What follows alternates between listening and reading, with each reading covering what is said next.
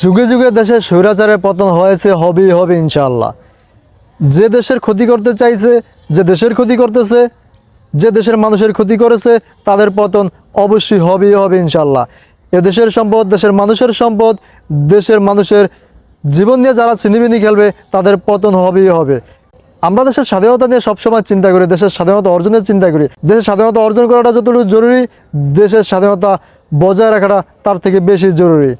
আর যদি কোনো নতুন শকুন দেশ এবং দেশের মানুষকে শোষণ করার চিন্তা ভাবনা করে, তাহলে তার পরিণতি যে কী হবে তা সে নিজেও কল্পনা করতে পারবে না।